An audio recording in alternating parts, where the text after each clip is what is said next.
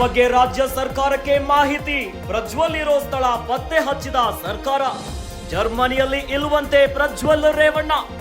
ದುಬೈನಲ್ಲಿ ಪ್ರಜ್ವಲ್ ಇರೋ ಬಗ್ಗೆ ಮಾಹಿತಿ ಲಭ್ಯವಾಗ್ತಿದೆ. ದುಬೈನ ಐಷಾರಾಮಿ ಹೋಟೆಲ್ನಲ್ಲಿ ಪ್ರಜ್ವಲ್ ರೇವಣ್ಣ. ದುಬೈನಲ್ಲಿರೋ ಪ್ರತಿಷ್ಠಿತ ಹೋಟೆಲ್ನಲ್ಲಿ ವಾಸ್ತವ್ಯ.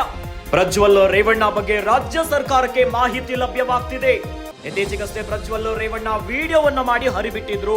ನಾನು ಮೇ 31ನೇ ತಾರೀಕು SIT ಅಧಿಕಾರಿಗಳ ವಿಚಾರಣೆಗೆ ಬರ್ತೀನಿ ಅಂತ ಪ್ರಜ್ವಲ್ ರೇವಣ್ಣ 1 ತಿಂಗಳ ನಂತರ ವಿಡಿಯೋವನ್ನ ಮಾಡಿದ್ರು.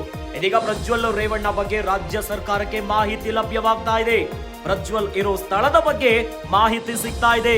ಜರ್ಮನಿಯಲ್ಲಿ ಇಲ್ವಂತೆ ಪ್ರಜ್ವಲ್ ರೇವಣ್ಣ. ಈ ಹಿಂದೆ ಪ್ರಜ್ವಲ್ ರೇವಣ್ಣ ಜರ್ಮನಿಯಲ್ಲಿದ್ರು, ಅಲ್ಲಿಂದ ಟ್ರೈನ್ ಮೂಲಕ ಲಂಡನ್ಗೆ ಹೋಗಿದ್ರು ಎನ್ನುವಂತ ಒಂದಿಷ್ಟು ಮಾಹಿತಿಗಳು ಇತ್ತು. ಆದ್ರೆ ಈಗ ರಾಜ್ಯ ಸರ್ಕಾರಕ್ಕೆ ಮಾಹಿತಿ ಸಿಗ್ತಾ ಇದೆ. ಜರ್ಮನಿಯಲ್ಲಿ ಪ್ರಜ್ವಲ್ ರೇವಣ್ಣ ಇಲ್ಲ, ದುಬೈನ ಐಷಾರಾಮಿ ಹೋಟೆಲ್ ನಲ್ಲಿ ಪ್ರಜ್ವಲ್ ರೇವಣ್ಣ ಇದ್ದಾರೆ ಅನ್ನೋ ಬಗ್ಗೆ ಮಾಹಿತಿ ಲಭ್ಯವಾಗ್ತಾ ಇದೆ. ದುಬೈನಲ್ಲಿರೋ ಪ್ರತಿಷ್ಠಿತ ಹೋಟೆಲ್ ನಲ್ಲಿ ವಾಸ್ತವ್ಯವನ್ನ ಹೂಡಿದಂತೆ ಪ್ರಜ್ವಲ್ ರೇವಣ್ಣ. ಇನ್ನು 31ನೇ ತಾರೀಕು ಪ್ರಜ್ವಲ್ ರೇವಣ್ಣ ವಿಚಾರಣೆ ಇದೆ. ಈಗಾಗಲೇ ಪ್ರಜ್ವಲ್ ರೇವಣ್ಣ ಭಾರತಕ್ಕೆ ಬರುವ ಮುಂಚೆನೆ ತಮ್ಮ 3 ಪ್ರಕರಣದಲ್ಲಿ ನಿರೀಕ್ಷಣಾ ಜಾಮೀನಿನ ಬಗ್ಗೆ ಅರ್ಜಿಯನ್ನ ಸಲ್ಲಿಕೆ ಮಾಡಿದ್ದಾರೆ. ಈಗಾಗಲೇ ಪ್ರಜ್ವಲ್ ರೇವಣ್ಣ ಅವರ ವಕೀಲ ಅರುಣ್ ಮೂಲಕ ಪ್ರಜ್ವಲ್ ರೇವಣ್ಣ ಅರ್ಜಿಯನ್ನ ಸಲ್ಲಿಸಿದ್ದಾರೆ. ನಿರೀಕ್ಷಣಾ ಜಾಮೀನನ್ನ ಕೋರಿ ಅರ್ಜಿಯನ್ನ ಸಲ್ಲಿಸಿದ್ರು.